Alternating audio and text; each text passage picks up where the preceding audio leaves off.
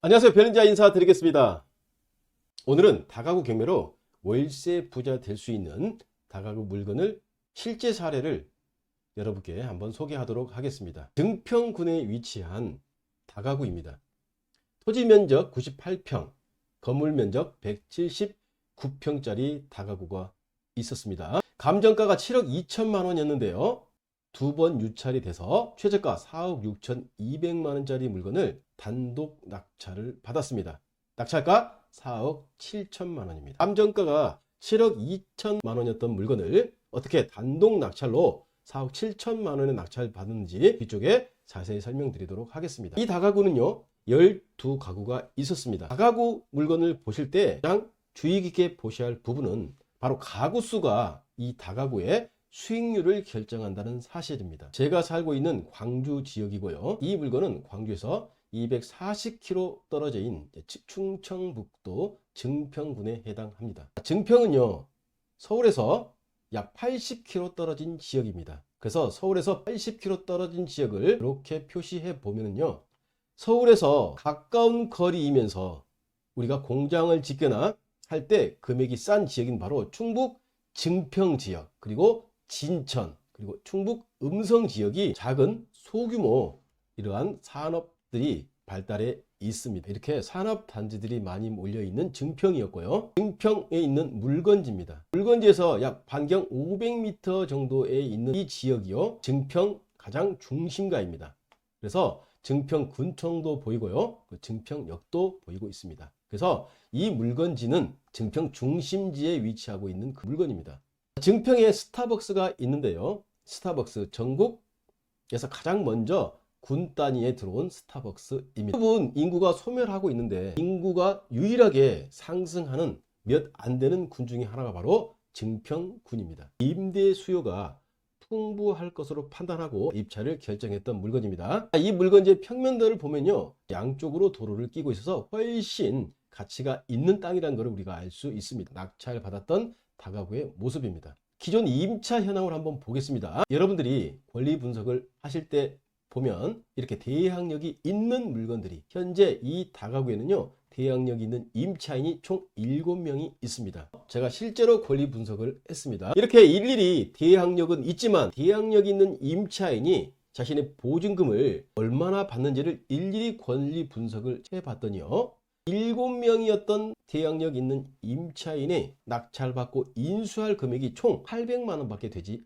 않았습니다. 하지만 대부분의 입찰자들은요 이렇게 대항력 임차인이 있으면 입찰을 꺼려야 하는 경향이 있습니다. 그래서 여러분들이 경매로 권리 분석을 정확히 배우시면 이렇게 대항력 있는 임차인의 권리 분석을 정확히 하실 수만 있다면 낙찰 후에 선순위 대항력 임차인이 받지 못하는 미배당 보증금을 얼마나 인수할 수 있는 것을 정확히 우리가 파악할 수 있습니다. 제가 권리 분석한 바로는 선순위 대항력 임차인이 7명이 있었지만 낙찰받고 낙찰자가 인수해야 할 임차인의 보증금은 800만 원 밖에 되지 않았습니다. 그래서 이 물건은 아무도 입찰을 하지 않고 단독으로 낙찰을 받았던 그러한 상황입니다. 이 다가구는요 원룸이 6개 있습니다. 200에 30만 원 정도가 예측이 됐고요, 투룸이 5개 있었습니다. 500에 45만 원 정도 받을 수 있는 그러한 물건입니다. 주인 세대가 하나 있는데 1000에 80 정도 받을 수 있는 그러한 상황이었습니다. 그래서 입찰 전에 예상 월세를 한번 확인해 보니까 보증금 4,700만 원에 월세 485만 원 정도 받을 걸로 예상을 하고 입찰을 했던 물건입니다. 이 물건을 낙찰을 받고 이렇게 임차인들이 세팅이 됐습니다. 이렇게 세팅이 되고 난 이후에 실제 월세는요 보증금 7,600만 원에 월세가 439만 원으로 세팅이 되었습니다.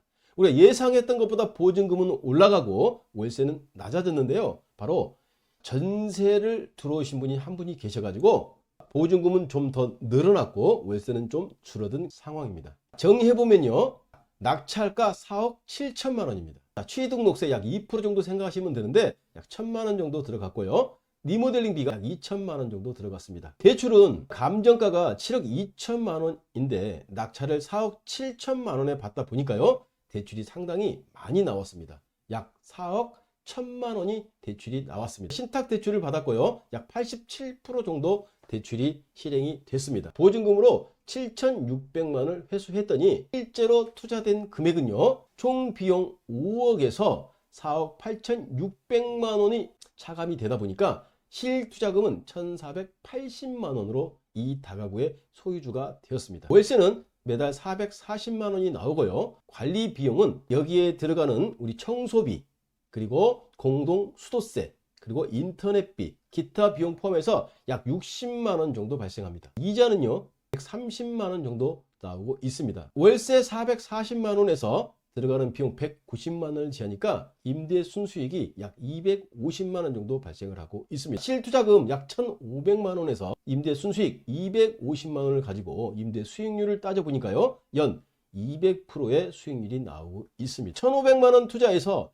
1년에 이렇게 200% 수익 나는 이러한 다가구를 낙찰을 받을 수 있던 이유는요, 바로 경매를 통해서 낙찰을 받았기 때문에 그렇습니다. 이 물건은 추후에 월세 439만 원, 그리고 보증금 7,600만 원 가지고 수익률 8%의 매매가를 계산해보면요, 약 7억 3,400만 원 정도가 나옵니다. 자, 이 다가구를 취득하는데 총 들어간 비용은 5억이니까 시세차익 2억 3천만 원이 이렇게 발생하는 물건이 됐습니다.